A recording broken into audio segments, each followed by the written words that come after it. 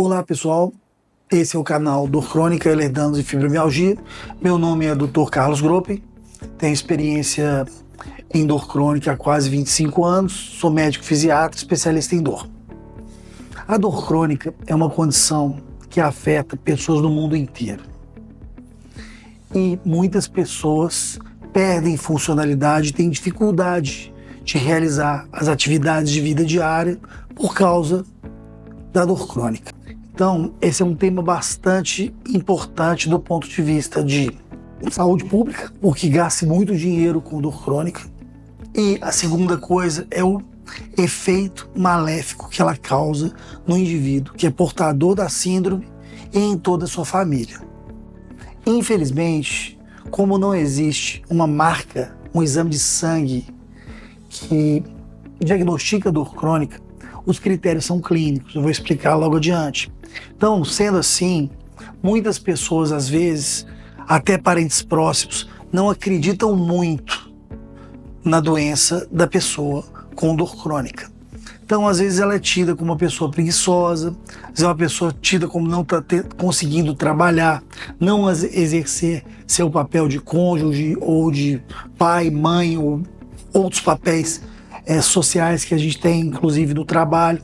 E isso gera, além da dor, muita frustração para as pessoas que têm dor crônica. O que seria dor crônica?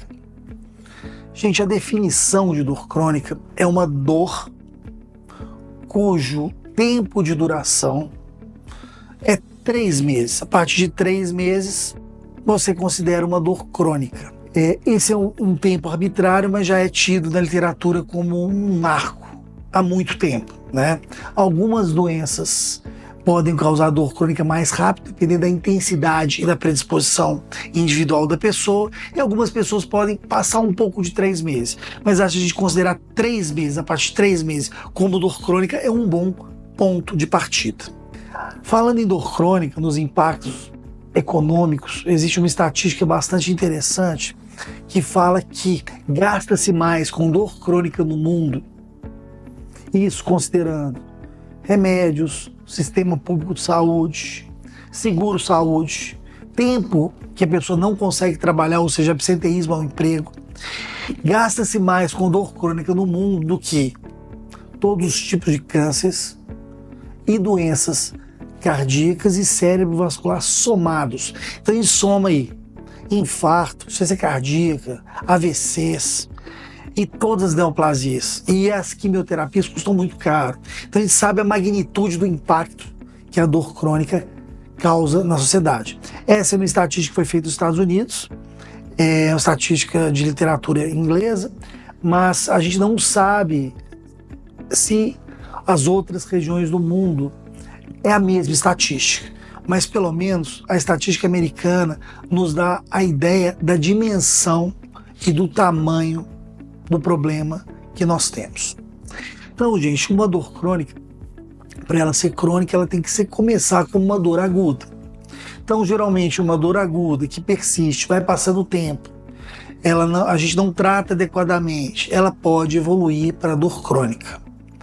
O que acontece na dor crônica? A dor crônica não é só o estímulo saindo da periferia, por exemplo, do dedão do pé, viajando pelos nervos até chegar na medula e até chegar na área do sistema nervoso central, no cérebro, onde a gente tem a consciência da dor. A dor crônica é um pouquinho diferente.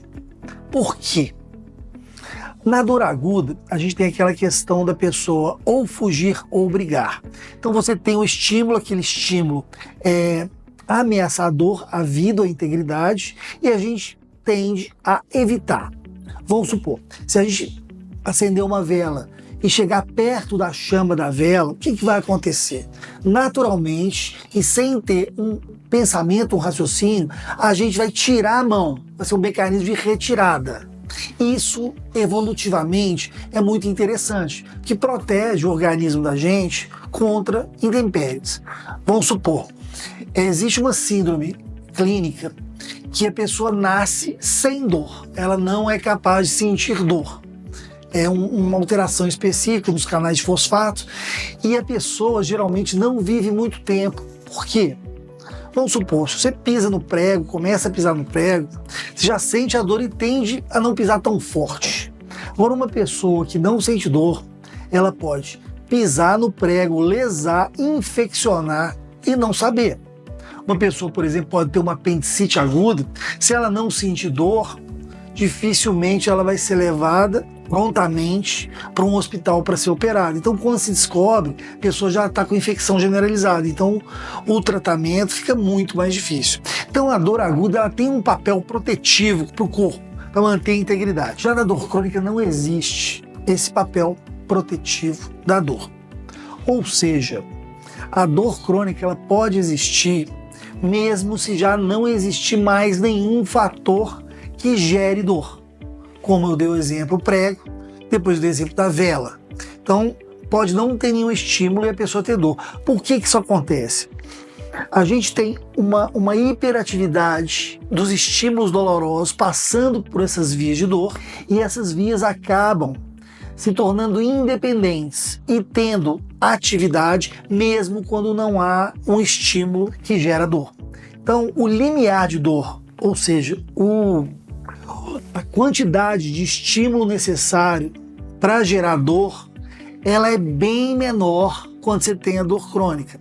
Quanto mais crônica a dor fica, menor é o estímulo doloroso. Até que pessoas, às vezes, em casos mais graves, elas acabam tendo dor a estímulos que para uma pessoa sem dor crônica não seriam dolorosos. Então, às vezes, um abraço um pouco apertado, um tato, um pressionar de dedos, até no exame médico, pode fazer com que essa pessoa ela sinta dor.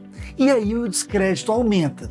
As pessoas que estão próximas vão falar, não é possível, só de encostar você sente essa dor toda, isso não é uma coisa razoável. Na verdade é razoável sim, e isso existe e a gente tem que respeitar. Muitas pessoas sofrem pelo descrédito. Então o objetivo dessa série de vídeos também é informar pacientes, acompanhantes, público em geral, que isso existe. Isso atrapalha bastante a qualidade de vida dos pacientes e o descrédito, a depressão, a ansiedade que vem dessa dificuldade de lidar com as coisas do dia a dia e com o descrédito alheio, até em casa ou no trabalho, pode aumentar o sofrimento. Então é bastante interessante a gente pensar que a dor crônica é uma entidade real, apesar de a gente não ter um exame de sangue, um raio-x, uma ressonância que necessariamente mostra dor crônica.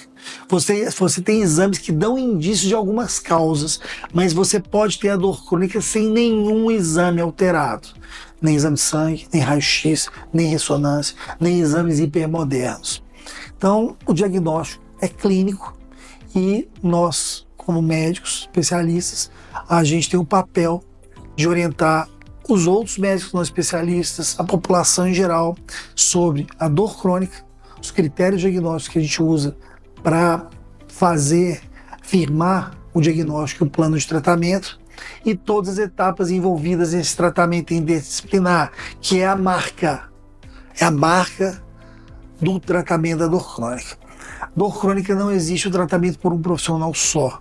Existem equipes de tratamento. O conhecimento é muito amplo da dor crônica. Ele leva em consideração conhecimentos de fisiatria, de ortopedia, de neurologia, de anestesia, de fisioterapia, terapia ocupacional, nutrição e várias outras disciplinas, todas elas essenciais no planejamento adequado de um paciente com dor crônica. A gente falou na questão dos 3 meses para diagnóstico inicial da dor crônica. É arbitrário? É. A gente tem que pensar o seguinte: quanto mais tempo de dor crônica, provavelmente mais forte a dor crônica vai ser. Vou te dar um exemplo. Uma pessoa com 3 meses de dor e uma pessoa com 10 anos de dor, a gente sabe que todos aqueles mecanismos de cronificação, eles estão há mais tempo agindo e atrapalhando o sistema de controle de dor. Então é isso, pessoal. Nesse vídeo, nessa série de vídeos, a gente vai tentar colocar o básico da dor crônica. Deixe nos comentários alguma dúvida, sugestão de temas relacionados à dor crônica que a gente pode complementar essa série de vídeos e trazer a dúvida para a maioria das pessoas que sofrem e seus acompanhantes.